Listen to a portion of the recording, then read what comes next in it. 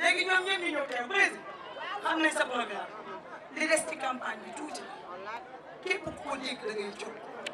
li am ba des nag mooy suñu déggee ne yaa ngi ñëw fu nit nekk dina jóg waaye ni nga mel ci yow ni nga mel ci ñoom ko raw ki bëgg fu mu fanaan ak ki ku bëgg ko wéetal te ñoom bunt bi leen te man dafa am loo xam ne du ma ci dox gis nga mbootaay ñoom benn si ca mi nabu mii dañoo xaarul dara ci yow sa jëmm la ñuy xaar sa bëgg-bëgg la ñuy xaar li nga bëgg la ñuy xaar benn sëriñ da ngay def meeting mu di la xool di la xool ba ca benn sëriñ li ngay xoolee kii métti mu ne xool ma ko li muy wax laay dégg maanaam moo tax mu ne ma dama koy noonu ci li muy wax mu ne ma xaaruma dara ci moom nabu mii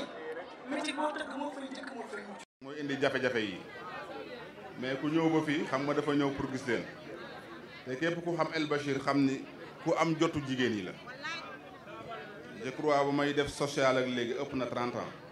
damay jàppale jigéen yi ak financement yi damay bëgg di ko rappeler ëpp na 30 ans xëy na 3 ans yi lañ ko xam ndax si lañ créé mouvement Ori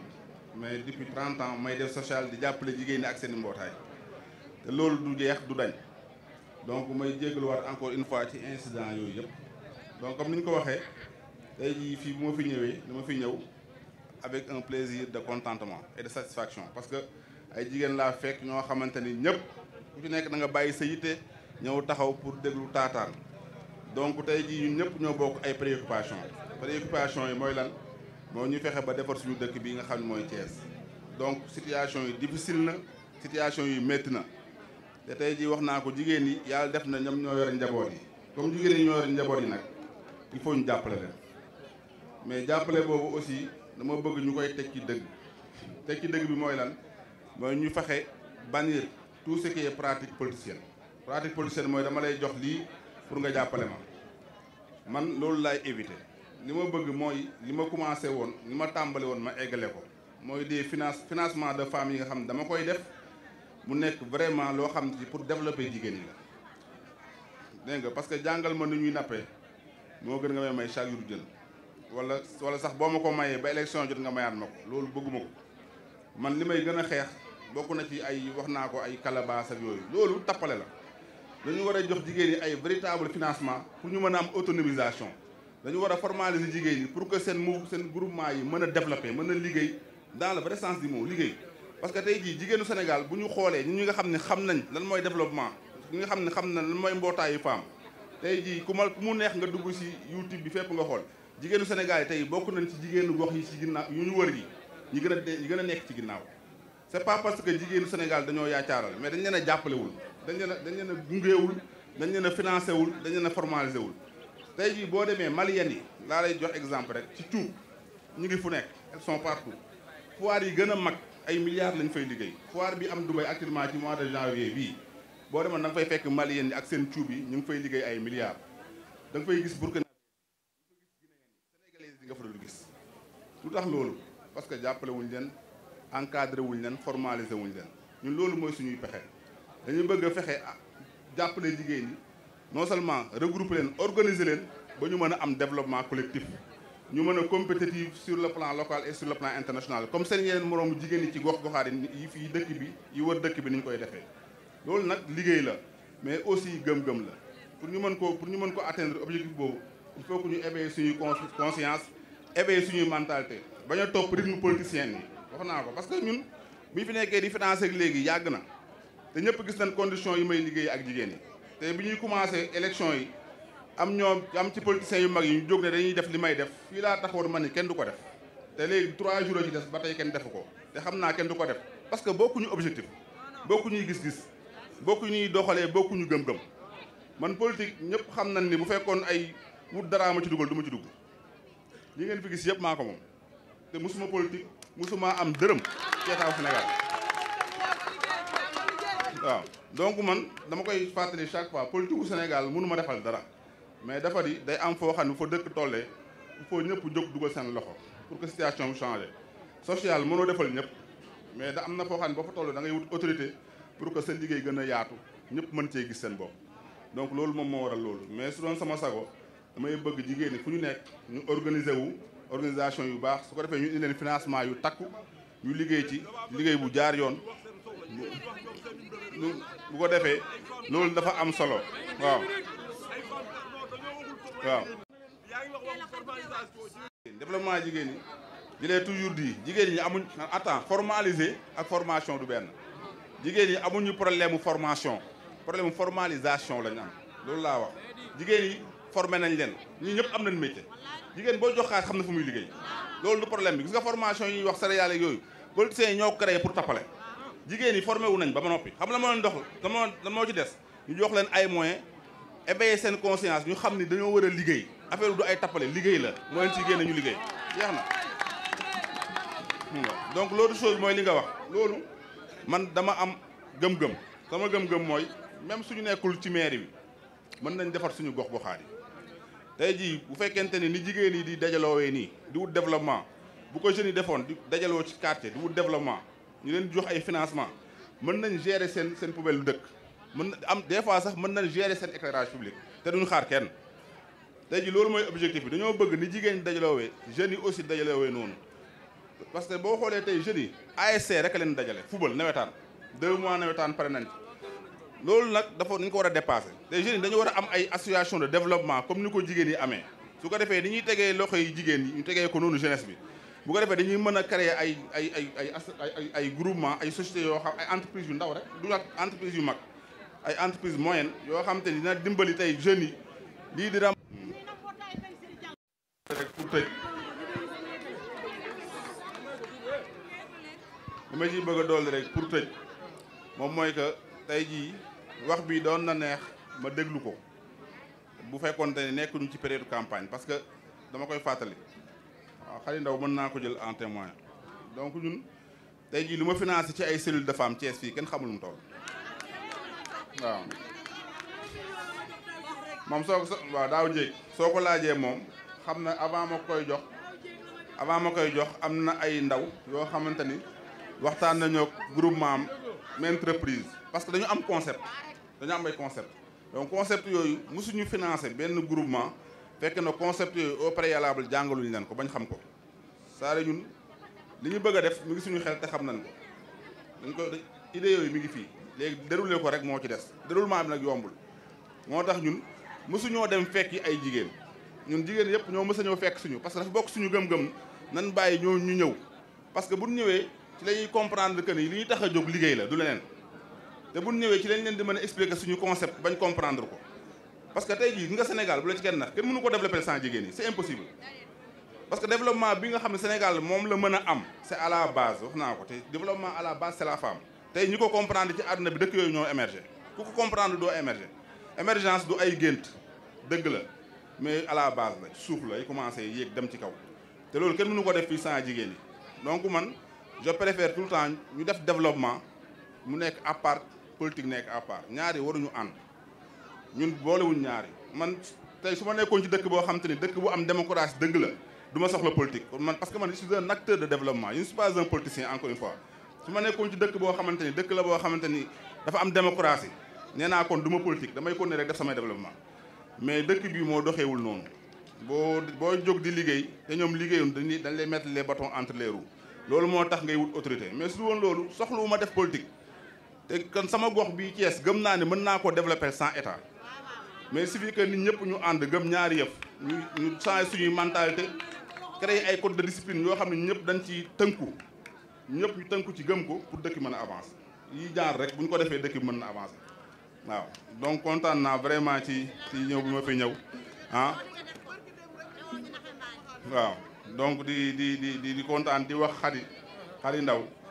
moom xëy na moo xam groupement yi nekk fii léegi Khady moo xam groupement yi nekk fii di ko jox wàccuwaayam di ko ndokkeel ndax kontaan nañ ci moom ndax jëmm ji bu fi ñëwee taxaw tey muy monsieur le maire yàlla ak moom mii moo tax ñun nag ñu nekk jigéen ñoo xamante ni xaaruñu daray góor dañuy teel a xëy di guddee wàcc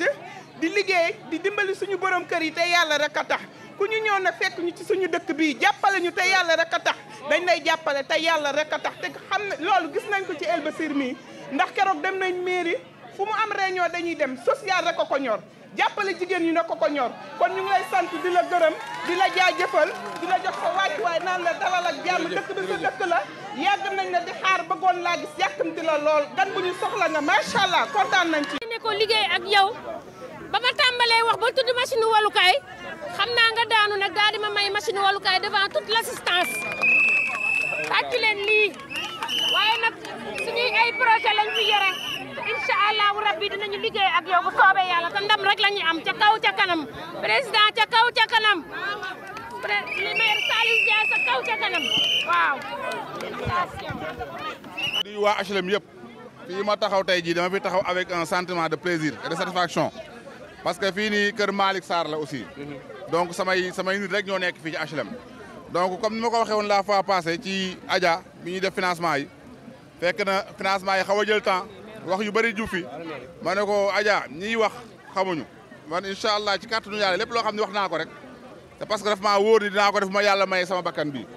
donc lii nag aussi nekkoon benn souhait mooy machine walukaay bi dafa nekkoon benn souhait boo xam ne dama ko amoon bi ma toogee waxtaan ak ñoom Nene Ndiaye ñii ak ñoom Awa fële sama kër ñu toog waxtaan vraiment ñu proposé ma ay projet ma gis ne projet yi ay projet de développement la pour les femmes ma ne ko incha allah déjà fekk ñu waxoon ma ne ma ñoom fii HLM yëpp amul machine man naa indil machine comme ça waa HLM mën ci di wal di liggéey mu nekk liggéeyukaay comme ni ma ko defee ci yeneen quartier parce que def naa ko Dakar 2 def naa ko ci yeneen gox ak yeneen gox mu nekk machine boo xam nañ ciy liggéey mu nekk machine projet su ko defee yeneen projet yi nga xam ne aussi dafa taxaw vraiment parce que keroog Awa dafa wax ay projet foofu yoo xamante ni ñu war ko développer dans les quartiers même sax li nga xam ne mooy ay foire mën nañ ko tenir ci ay quartiers loolu aussi nekkoon samay projet yoo xam ne man aussi dama ko amoon donc ma gis ne dañoo partager ay gis-gis partager ay orientation donc te fii ko xam HLM xam ne fii ay intellectuels ñoo fi nekk ay femmes de qualité ñoo fi nekk ma bëgg nag lii nekk premier pour que ñu ànd ci benn ànd bu yàgg ànd boo xam ne incha allah yeneen ak yeneen projet da ci topp comme ni ko Saliou waxee nag ñun du ay nekkuñu ay politiciens ay acteurs de développement lañ am na dëkk yu ñu doon nekk sax du jar ñu def politique dañuy continuer rek def développement tax loolu la ñu gëm loolu la ñu xam ay entrepreneur rek a fi nekk suñu liste jàmmi gox yi ay entrepreneur rek ci nekk ñoo xam ne yor ay entreprise fii ci dëkku métti bi di fi liggéey donc jàpp nañ ni ñooñu bu ñu leen jëlee jox leen maire yi aussi dina gën a woyal liggéey bi gën a rafet ñu gën a àndandoo ñu ñëpp ensemble développer suñuy gox donc loolu mooy suñu gëm-gëm donc may wax encore une fois kontaan naa trop ñëw fii malheureusement dañu fekk benn événement mais kon doon nañ préféré dem ba ci machine ba parce que machine mi ngi fii sur place wane ko et tout mais yëpp mën na waaw yàlla moom yéen rek lay fay innamal a'maalu binniyaat wa innamaa likulli imri'in maa nawaa donc les actes ne valent que par leurs intentions donc ñu santaat yàlla bu baax a baax di gërëmaat ñëpp nee na kontaan nañu bu baax. asalaamualeykum wa rahmatullah wa Randoulène maa ngi leen di nuyu bu baax macha allah di leen jox seen wàccuwaay di leen masawu aussi ci guddee bi ñu guddee ndax caravane bi rek xam nga ku ñëpp soxla macha allah fu nekk bëgg nga faa jaar fu ne bëgg nga faa matale bëggoo kenn mer di wax asalaamualeykum président ak sa staff maa ngi leen di nuyu yéen ñëpp di nuyu ñi ma àndal Ndey Fatou madame Ndaw di nuyu Bintu Ndaw samay Baay Fall macha allah yéen fu ma toll rek ngeen dar ma ne Darmendra maa ngi leen di nuyu di leen sant di nuyu sama monsieur le maire nag Mame Saliou Ndiaye di nuyu aussi Khalifa Mbuub sama monsieur le maire di nuyu Mame Babacar sama sëriñ sama wasila di nuyu Roqaye Kia maa ngi lay nuyu bu baax a baax a baax Adja Ndiaye bàyyiwuma la benn yoon macha allah di nuyu ñëpp nag di nuyu Boy Kanté maa ngi lay nuyu di nuyu femme jàmbaar yi nga àndal yéen nee naa leen saay su ma gëstoo ba bëgg a dóor marche arrière su ma xoolaatee ci yéen rek du ma dugal 2 de 4e laay dugal ndax yéen jàmbaar ngeen yéen macha allah yéen a dal président El Bachir Gueye ba mu jeex te dawu leen ci dara seen alal mu ngi dem ci moom seen alal mu ngi dem ci jigéen ñam yi yéen a ngi koy campagnal soo leen sañoon mu am ndam yal na leen yàlla defal jàmm di nuyu waa Randoulène nag di nuyu maam Soxna di nuyu Yacine maa ngi lay nuyu di nuyu maam Soxna di leen nuyu bu baax a baax a baax a baax a baax a baax tubarkalla macha allah lekkuma seen xaas waaye yàqu leen ma fi su ma neexee dama fiy siggi sama mbagg sama bopp ci sama kaw mbagg waaye ma fekk leen ngeen doon ay femmes yu jàmbaar ay femmes liggéeykat ma ñeme leen bu baax nag macha allah di leen wax ne yéen jigéen ñi encore une fois li ma leen di wax rek mooy le 23 janvier dimanche la incha allahu taala na ngeen fexe lii di spécimen u jàmmi gox yi ngeen votel président El Bachir Gueye président Mame Saliou Ndiaye Ouest Nord Fandène Mohamed Bar ñu ngi lay nuyu Mouhamad Ndoye Fandène yéen ñëpp ñu ngi leen di nuyu di leen wax ne leen yàlla na leen yàlla may ndam jigéen ñi gestu leen président El Bachir ngeen ne ko jàkk bu kenn ne ko piis Guèye Ndioro yow yaa jàppale jigéen ñi yow yaa dooleel jigéen ñi ba mu jeex président El Bachir yow yaa bëgg jigéen ba mu jeex yow soo sañoon jigéen am ndam kon yàlla la yàlla may ndam ci barke Nabil Moustapha alayhi salaatu wasalaam di leen dolliwaat doole rek encore une fois le 23 na ngeen teel a yeew teel a dem voté ji surveiller seen bureau de vote yi ba bu leen kenn sàcc ci kàttanu yàlla ñun suuf leen ndam li 6 heures incha allahu taala jàmmi gox yi jël ndam li ci kàttanu yàlla ci darajay Nabil Moustapha alayhi salaatu wasalaam daam ginnaaw bu nu sante yàlla julli ci sangu sangi di sama turando président Mohamed El Bachir Guèye ñoo ngi leen di gërëm ñoo ngi leen di sant bi mobilisation defalu leen ko kenn kudul man pourquoi man fii laa bokk yàlla moo def ma nekk grand standing mais man randu leen fii laa yaroo fii laa màggee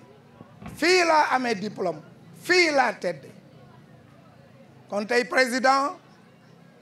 yaa ngi ci sama fief kon tey boo ñëwee am fi un accueil aussi chaleureux kooku sama mbégte la président tey sigilu leen kenn waarandu leen ku dul Khalifa Mboup fii laa dëkk à 2 pas angle Serigne Fallou j'ai fait le collège j'ai fait le lycée Malick Sy mosuma fee yeewu suba dem examen échoué j'ai toujours réussi et avec mention fi laa jógee aussi suba teel di ci profiter di ñaanal sama yaay un matin à 5 heures mu gunge ma à 21 ans je devais intégrer l'école nationale de police en qualité d'inspecteur sama yaay gunge ma maa ngi fàttaliku glace gi mu doon sarxe ci suba teel ma yeggu ñu solol ma tenue treuil ma nekk di fa maaj 1 an ba yàlla jox ma galon yi ma service police 5 ans ñu yeewu yóbbu ma France ma jóge fa nag toog France léegi président li ma lay nuyoo tey te fii laa koy waxe bëgg ñëpp dégg ma président danoo yàgg a wax ni Thiès dafa am borom ah loolu yàgg na Thiès buñ ko tuddee rek ñu ni am na borom nungu nan ko wante nag Thiès buñ ko jëloon tey muy jigéen man nan wax ni avec tous les parcours que nous avons effectués que Thiès jigéen ja doon góor gëm doon sëyal ñaan na ko baat bam ko ñaanee baat sunu président di ndongal daara mu tàllal loxo président ni ko yidda yàlla dogal na yidda ga mat na te président maa ngi lay xamal ni la Thiès jeeg bi yow la bëgg boo ko bëggee yow la bëgg boo ko bëggul yow la bëgg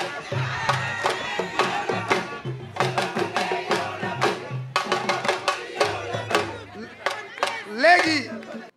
ku nekk ak man di wax fais attention parce que je suis très réceptif te damay téye yow yaa ko offrir mu jox ko yaayam teg ci ni ko ay bu ma mënoon a gis sama yaay mais ba nga ko gisul aussi ñi représente ñi nga xam ni moom ngay xoolee président sa yaay yaa ngi leen di teral président sans nul doute yàlla da lay teral xam naa nag ay fooruma ci loolu njàngum tubaab mais ëpp alxuraan mais yàlla nee na man kaana lillaahi kaana laahu lahu yow président da ngaa liggéeyal yàlla dina la fay ku teral jigéen yàlla teral la daam fi nga daanele fa lay commencé man j'ai fait àddina dama ko wër. El Bachir il va demeurer incontournable dans la vie politique de Thiès. Le président El Bachir sera présent kenn du fi def dara te bokkuñu ko ndax mi ngi ci biir jàkka ji mën naa nodd mën naa jiite. léegi nag le 23 Thiès président El Bachir moo ko moom fii lañ ko war a wone lii la bu kenn juum telle na yeewu am fulla am fayda ñii ñu xañ ndox xañ nu courant xañ xiifal nu marloonu ñu yëkkati leen jële leen fi. bi ma jógee di dugg ci lii moom ak waa këram dañoo dajale xaalis bu bari ñëw jox ma ko ne ma dañ lay jàppale donc ay gor pire lañu donc yàlla na ko yàlla dimbali moom ak ay mbokkam donc di wax ni waa saween la amul problème donc waa di wax ni di gërëm aussi Alioune Pierre Diop di doomu Bamba Diop moom dama koy wax tout le temps ni yàlla laa la yàlla yi bàyyi. sànq ba léegi Sénégal dafa nekk dëkk bu métti dëkk boo xamante ni mu ngi bëgg a yàgg métti bi yàgg donc tey jii loolu moo ñu interpellé ñun ñëpp pour ñu jóg fexe alléger souffrance boobu nga xamante ni boobu ba léegi population yi ñu koy dund. donc balaa may sori mu bëgg a profité remercier ki nga xamante ni mooy Boy Kanté di ko remerciement spécial parce que Boy mooy suñu bunt fii au niveau de Randoulène ñu njëkk ñëw Randoulène moom moo ñu njëkk a dugal ñu def financement te boobu ba léegi financement yi mi ngi koy sàmm di sàmm cellule donc félicitations encore une fois Boy Kanté. donc su ma jógee aussi ma remercier Yacine Mboup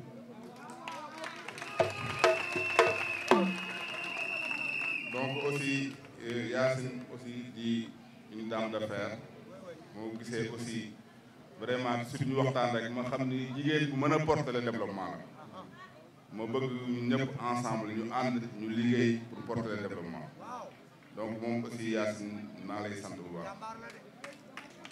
donc beneen bi mooy sant ki nga xamante ni moo di Ami Thioye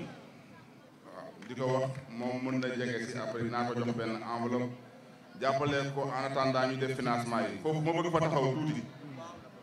man bëgguma def comme politicien financement yi dafa am lu ko tax a jóg dama bëgg chaque fois financement yi ñu teg ko ci yoon bëgguma financer n'importe comment parce que wax naa ko fi une fois képp ku ma jox ay financement nga xam ne dañ laa baliser nga comprendre concept audit bu la neexee bul ma wooteel mais xaalis ma la jox liggéey ci xaalis ma jox toppatoo ci sa bopp nga toppatoo ci sa njaboot boo ko defee rek kontaan naa donc si biir loolu dafa am ñoo xamante ni mu commencé ci Ami Thioye moo tax ma bëggoon nga ñëw ma jox la enveloppe boo xam ne dama la koy jàppale ba lii romb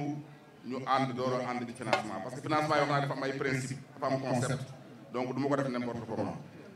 donc l'autre bi ci des l'autre chose mooy maa ngi bëgg aussi remercier ki nga xamante ni moo di Fatou Fall aussi la belle moom aussi may ñaan mu ñëw aussi jege si vraiment mu aussi di ko remercier ci mobilisation di wax ne yàlla na yàlla dolli sutura jamono dafa métti te xam nga alquran daf ñoo jàngal loolu la ñuy wax mbaqatu sari moom mooy tubaab di ko wax mirage mooy loolu nga xam ne bu naaj bi tàngee boo ko gisee day bax-baxi nga def ne ndox la boo demee fekk du ndox loolu moo ma xaw a niróole gars yu bëri mais waxoon naa ko fi ni muy financé kenn du ko financé 2 jours moo def si élection yi ba tey amul ku ko def te kenn du ko def donc ma bëgg remercier encore ki nga xam ne moom day Fatou Mbaye moom aussi di ko wax mu jege si moom aussi donc tey jii di santaat yàlla bu baax di sant ñëpp di sant délégation bi nga xamante ni ñoom la ñu àndal donc à sa tête Serigne Saliou Ndiaye le futur maire de l'Ouest donc may wax ni ñun xëyuñu rek ànd ak Saliou Ndiaye noonu Saliou Ndiaye dafa nekk un jeune ambitieux un jeune qui a montré ses preuves ñëpp gis ko fii au niveau de Thiès yamu ci mu nekk un jeune expérimenté parce que dafa ànd ak ñoo xamante ni ci wàllu politique wala même ci wàllu la vie de façon générale dañoo am expérience mu ànd ak ñoom lu yàgg cheminer ak ñoom lu yàgg ci wàllu citoyenneté ak patriotisme ñëpp xam ko ci Thiès mu yàgg porter le combat donc ku mel noonu kenn laam-laameewul patriotisme am kenn laam-laameewul bëgg dëkkam kon kooku dafa jot tey dafa mérité tey ñu yëkkati lii nga xam ne moo di Thiès Ouest teg ko ci loxoom pour que mu relever le défi donc moo bëgg ñun ñëpp ensemble ñu ànd ñu tàccul ma saale bu baax ñu porter ko pour le 23 janvier mu gañ élection yi donc ginnaaw ba nga xamante ne aussi remercier naa les femmes jàmbaar parce que wax naa ko ñoom ci début ba ñoom la woon ba léegi bi nga xamante dafa métti ñoom ñoo fi nekkoon ñoo kon ne di fi nekk ba tey je crois su ma taxawee ba tey reculé wu ma ñoom ñoo tax donc encore une fois ma leen di remercier ñëpp bëgguma lim mais toutes les femmes jàmbaar maa ngi leen di remercier aussi les amazones amazones yi nga xamante ni tàyyi wuñ chaque fois ñuy ànd ak man muy taw muy neige di remercier aussi seen i boroomi kër yi nga xam ne ñu leen di bàyyi ba 2 heures du matin 3 heures du matin ñuy ànd ak man ndax wóolu ma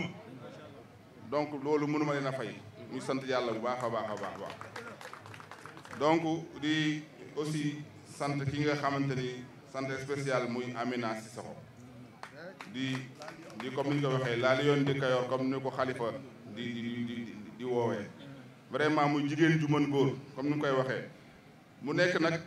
jigéen boo xam ne daf ma inspiré parce que tax mu inspiré ma mooy dama gis jigéen yi nga xamante ni ñi ngi développé jigéen ñi ci àdduna ñu niroog moom qualité yooyu ñëpp am qualité yooyu yëpp moom mu am ko damay wax chaque fois elle a toutes les compétences requises pour tey lépp lu ñu bëgg a doxal ci développement des femmes moom mu doxal ko donc vraiment ma koy féliciter encore une fois di wax ni le meilleur reste à venir man leer na ma ne ak Amina mën nañ liggéey lu bëri ci goxu Thiès donc yàlla na yàlla def jàmm donc di remercier aussi Khalifa Mboup comme ni ma ko waxee le sage parce que moom tey moom c'est le sage dafa am solo kuréel bu ñu nekkee ci kuréel mu am mag moo xamante ni kilifa gu mat kilifa la mag boo xamante ni puso la foo ko fekk day ñaw te Khalifa noonu la mel Khalifa yàlla na la yàlla bàyyi sa njaboot yàlla na la bàyyi suñu kanam yow waxuma sax député mais tu es ministrable lépp mën nga ko nekk waaw parce que yàlla def na ci yow xel bi def na ci yow jàng bi def na ci yow diplôme bi def na ci yow sagesse bi donc yàlla na yàlla def jàmm donc suñu jógee ci loolu ma bëgg encore waxtaan ak une fois jigéen ñi parce que man chaque fois fu ma dem développement laay njëkk a wax parce que wax naa ko ñun acteur de développement lañ te suñu nekkoon ci dëkk bi nga xamante ni dëkk bu am démocratie la soxlul sax ñu def politique dañuy continuer def développement te bu waawaa li ñu bëgg a def mën nañu ko def mais malheureusement dañoo nekk dëkk bi nga xamante ni politiciens yi liggéeyu bëgguñu bàyyi kuy liggéey donc suñu la gisee ngay liggéey dañ lay mettre les bâtons entre les roues pour yàq la donc loolu moo tax ñu jóg di légitimité pour que suñu orientation bi ñu am ñu mën cee ex pour que idées yi nga xamante ni moo nekk suñu bopp aussi ñu mën ko réaliser donc loolu moo ñu dugal ci politique donc moo bëgg nag ñun ñëpp ñu comprendre xam ne tey jii dañu war a combat dañu war a xeex boobu ñuy xeex nag c'est parce que ñu ko séqal nangu duñu ko bàyyee noonu parce que ñu ko séqal ñëpp wax naa politique mooy seen métier. ki nga xamante ni buñ ko falul maire wala joxuñu ko poste politique du liggéey poste politique boobu daf ko jaral lu ne ñun nag yàlla defal nañu chance ba nga xamante ni politique du suñu métier ñun ñëpp dañu am ay liggéey yor ay entreprise di liggéey di ci tedd di ci teddal suñu njaboot di ci teddal ñëpp donc loolu daluma dalul ki nga xam ne mooy Saliou dalul kenn ci ñuy àndal tey jii la coalition Jàmmi Gox yi wax naa boo xoolee liste bi doo ci gis politicien man mi ko jiite musuma bokk ci benn parti politique ñi mooy àndal ñu ci bëri musuñu bokk ci benn parti politique dañu nekk rek ay nit ñoo xam te ni nit ñu baax lañ ñu xam leen ci gox yi ñu serviable nekk ñu sociable ñu ànd ñun ñëpp essayer relever le défi mooy fexe ba suñu gox bi ñu liggéey ko te gox bi nag kenn du ko liggéey ko dul ñun ça dépend ci ñun ñooy xool ndax dañoo bëgg suñu souffrance jeex ñu jëlee fi ñu fi nekk wala suñu bëggee suñu souffrance continuer ñu bàyyi leen fi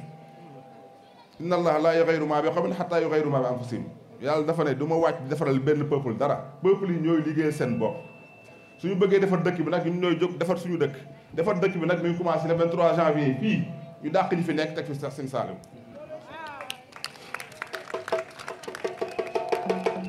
donc l'autre chose moom mooy tey jii toll nañ Sénégal fi dafa bokkoon suñu concept mooy dañuy xaar ba nit ñi dénkuñu ndax buñ la dénkee dafa neex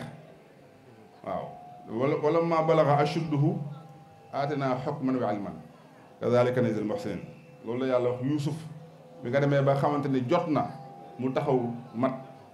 mu ne wala ma balaga ashuddu lorsqu'il atteint sa maturité atayna hukman wa ilman lui accordâmes sagesse et savoir kazalika najzil muhsinin ainsi nous récompensons les bienfaisants. Donc tey jii nit am na foo xam ne boo fa tolloo da ngay xaar ba ñu jox la buñ la joxee yow wóolu nañ la buñ la joxul nga xam ne joxuñu la nga dem def leneen. Sénégal nag tant que tolluñ foofu dëkk bi du dem tant que tolluñ ci xeex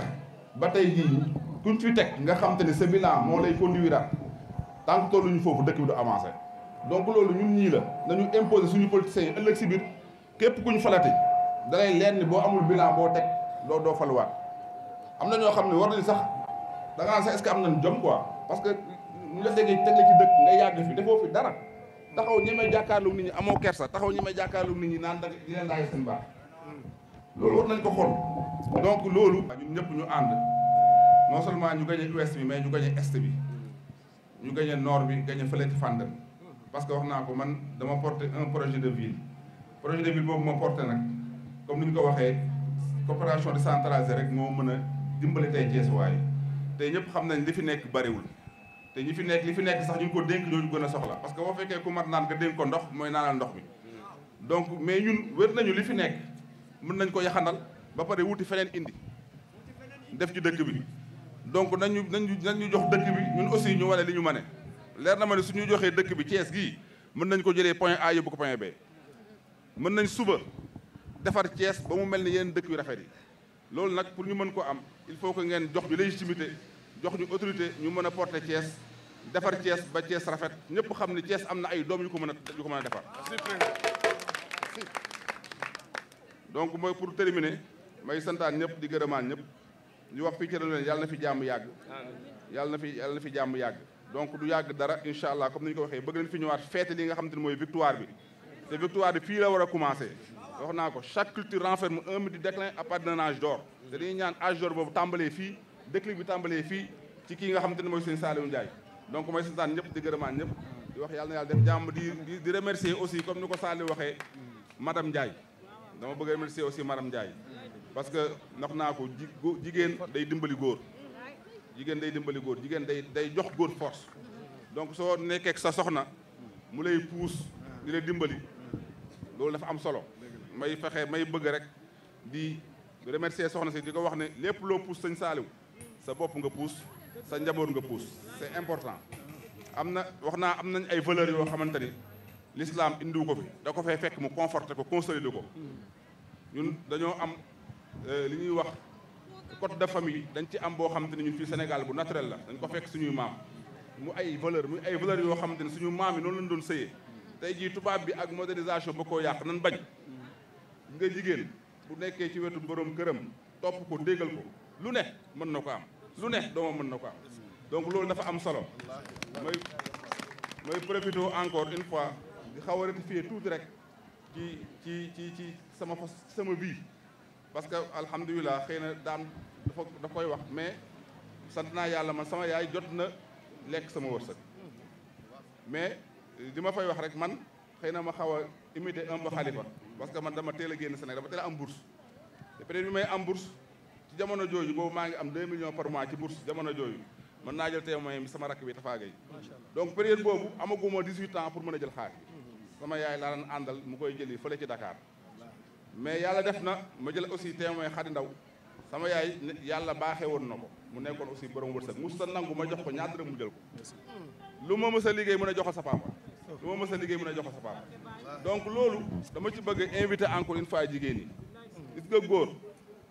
yàlla xam na ne jigéen bu topp góor tarbiyu ko lu ne mën nga ko am mais aussi yàlla na fekk aussi ku góor ki aussi mérité ko c'est important yàlla na fekk aussi ku góor ki mérité ko donc yàlla na yàlla boole ñuy baax ñuy ànd bu ko defee lu baax di ci meññet wala ba lu tayibu jox bi nabaatu bi idna rabbihi wala di xabu salaf la nakida